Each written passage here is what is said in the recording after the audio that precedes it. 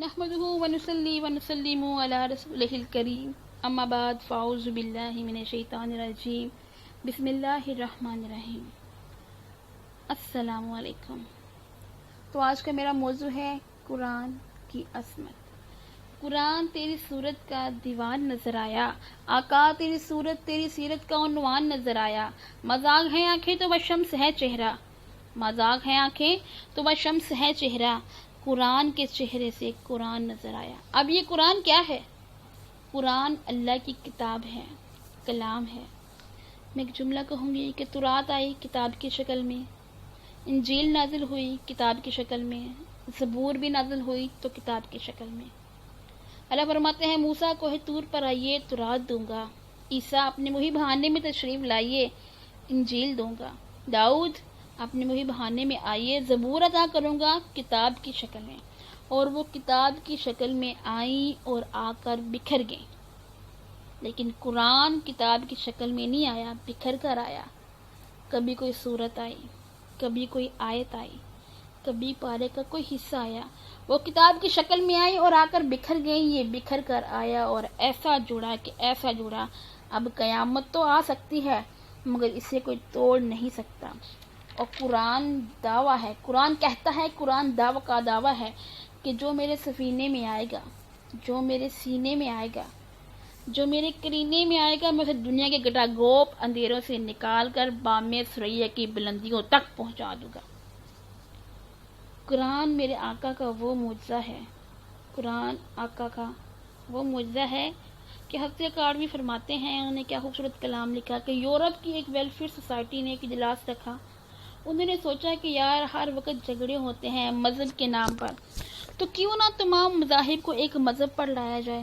یہ سوچنے کے بعد مذاہب کو بلایا گیا، 3 مذاہب کے دانشوروں کو بلایا گیا، ایک عیسائی کے دانشور کو بلایا گیا، یہودی کے دانشور کو بلایا گیا اور ایک مسلمان کے دانشور کو بلایا گیا۔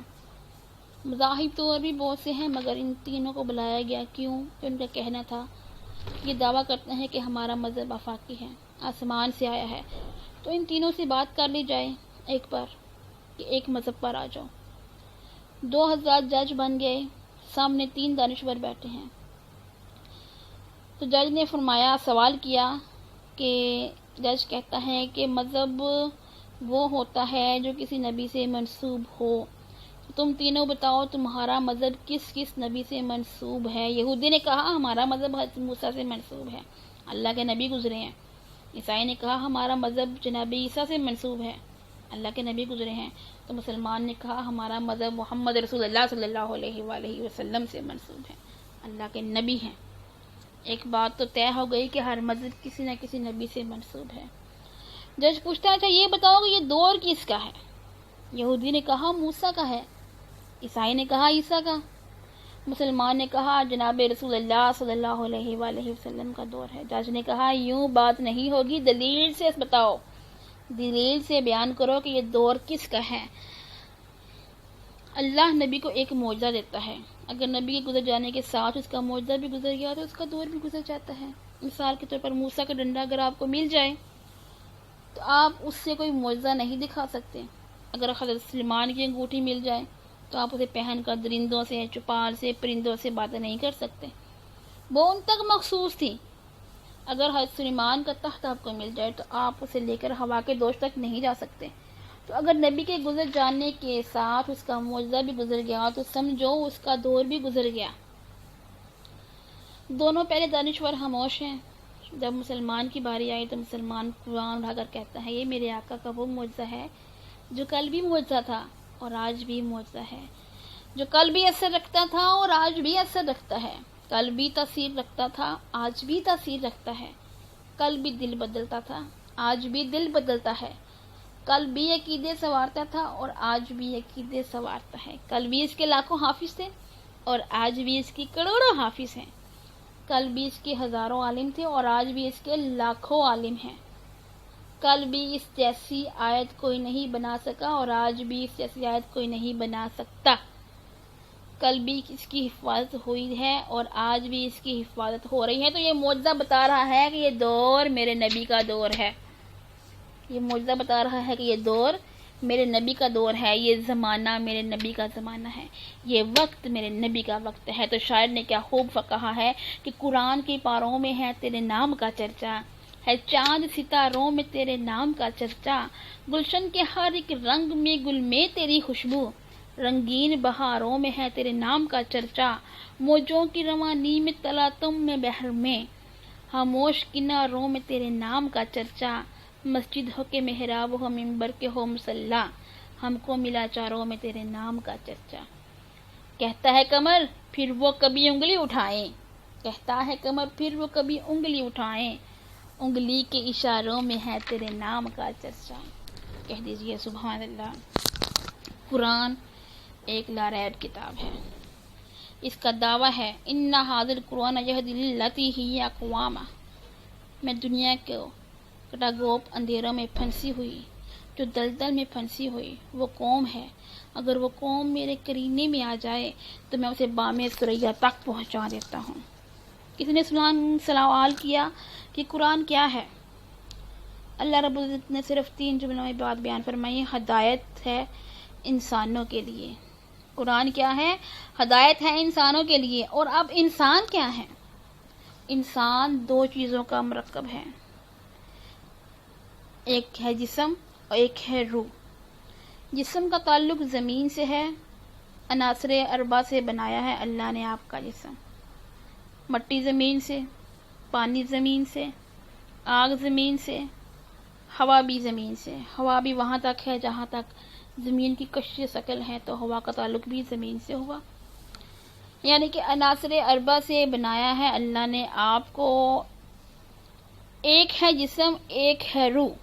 اب جسم بنایا ہے زمین سے تو اس کی غذا بھی بنائی زمین سے، تو روح کا تعلق آسمان سے ہے تو اس کے لیے غذا بھی اتاری ہے آسمان سے۔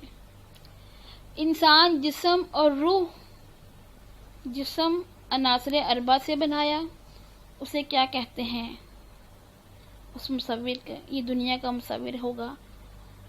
یہ مصور جب تصویر بناتا ہے تو آپ کو دیکھے گا اور آپ کو تصویر دے گا، کہے گا کہ یہ مٹی سے بچانا دیمک لگ جائے گی، آگ سے بچانا جل جائے گی، پانی سے بچانا دھندلی ہو جائے گی، ہوا سے بچانا نقوش مٹ جائیں گے۔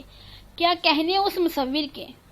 یہ مصور جن 4 چیزوں سے تصویر بچاتا ہے، وہ مصور انہی 4 چیزوں سے تصویر بناتا ہے۔ کہہ دیجئے سبحان اللہ۔ اس مصور کو تصویر بنانے کے لیے روشن کمرے کی ضرورت نہیں ہوتی، اس مصور کو تصویر بنانے کے لیے روشن کمرے کی ضرورت ہے۔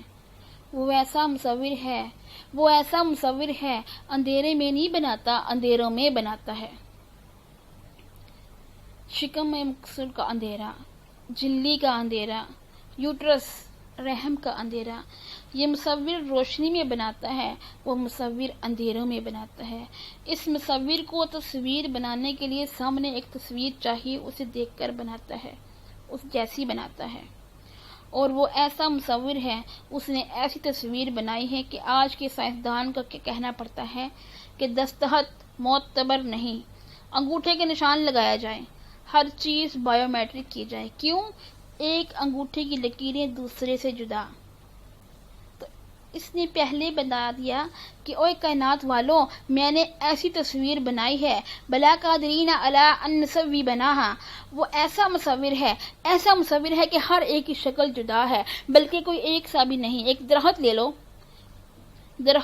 درخت سے جدا، درختوں کے پتے جدا، چلے بات آپ پر لے آتی ہوں کہ ہر انسان کی شکل جدا، عقل جدا، قسمت جدا۔ پوری دنیا میں جو لوگ یا تو دکھی ہیں یا سکھی ہیں، وہ ایسا رائٹر ہے، ایسا مصور ہے، جس کا مرضی سکھ سن لو، سکھیوں کا سکھ جدا، دکھیوں کا دکھ جدا، ہر ایک کہانی جدا، شکلیں جدا۔ وہ ایسا مصور ہے، بات لمبی ہو رہی ہے، کہ ہدایت ہے انسانوں کے لیے۔ قرآن کیا ہے؟ ہدایت ہے انسانوں کے لیے۔ کیا ہدایت لے کر آیا؟ آج بکھر گئی امت، بکھر گئی قوم، بکھر گیا معاشرہ، صرف وجہ یہ ہے کہ ہم نے قرآن کو چھوڑا ہے، ہم نے قرآن کا دامن چھوڑا ہے۔ ورنہ آج تو ہمیں بھی یہ چاہیے تھا کہ ہم غیر معاشرے کو بتاتے کہ یہ دیکھو ہمارے پاس کیا ہے، ہم قرآن والے ہیں۔ اس میں کیسی سلامتی ہے؟ لیکن افسوس، آج محض ہم نے قرآن کو چومنے تک محدود رکھ دیا۔ قرآن کو بس اس لیے پڑھتے ہیں کہ ثواب ملتا ہے، لیکن اللہ فرماتے ہیں اسے میں نے فرقان بنایا ہے، یہ حق اور باطل میں فرق کرنے والی کتاب ہے۔ حق علیحدہ کر دیتا ہے، باطل علیحدہ، سچ علیحدہ کر دیتا ہے، جھوٹ علیحدہ کر دیتا ہے، کھرا علیحدہ کر دیتا ہے، کھوٹا علیحدہ کرتا ہے۔ آخری مثال دیتے ہوئے، کسی کے ہاں بچہ پیدا ہوتا ہے تو فوراً والدین گارمنٹ کی دکان پر جاتے ہیں، 0 سائز کا لباس لے کر آتے ہیں۔ جب بچہ 5 سال کا ہوتا ہے تو اس کو وہ لباس پورا نہیں آتا، 10 سال کا ہوتا ہے تو 5 سال والا لباس پورا نہیں آتا۔ اب جب بچہ اپنے جوبن پر ہوتا ہے، جوانی کے جوبن پر، تو اس کا سائز بڑھتا جاتا ہے۔ جب بچہ جوان ہوتا ہے تو اس کو 6 میٹر کا کپڑا آتا ہے، اور 50 سال تک اس کو 6 میٹر کا ہی کپڑا لگے گا اگر درزی ایماندار ہو تو۔ اب اس جملے پر غور کیجئے کہ اللہ نے اس کائنات کو بنایا، جب بنایا اس وقت تقاضے تھے، کچھ تقاضوں کے مطابق ایک شریعت چاہیے تھی۔ جناب آدم لے کر آئے، کائنات بڑی ہو گئی، تقاضے بدلے گئے۔ جناب نوح لے کر آئے نئی شریعت، جناب عیسیٰ آئے نئی شریعت لے کر آئے، لباس لے کر آئے، حضرت ابراہیم علیہ السلام آئے، لباس لے کر آئے۔ تو مگر اب کائنات جوبن پر پہنچی تو ایسا لباس چاہیے تھا جو ہمیشہ کے لیے ہوتا۔ تو میرے آقا کریم ختم نبوت کا تاج پہن کر آئے، قرآن لے کر آئے۔ اور میں بہت چھوٹی ہوں کہ مگر ایک دعویٰ کرتی ہوں کہ چاند پر چلے جاؤ، سیاروں پر چلے جاؤ، زمین کی تہوں میں چلے جاؤ، جتنی مرضی ترقی کر لو، جتنے جدید مسائل لے کر آؤ، علماء کرام اس قرآن سے ہی آپ کو مسائل کا حل بتائیں گے۔ یہ آخری لباس آ گیا ہے، یہ آخری شریعت آ گئی ہے۔ میری گفتگو کا آخری جملہ ہے کہ وہ لباس جو آقا لے کر آئے، اس لباس کو آج 14 صدیوں بعد بھی پہنا تو میں مومن بنتی ہوں، آپ پہنے تو متقی کہلائیں گے۔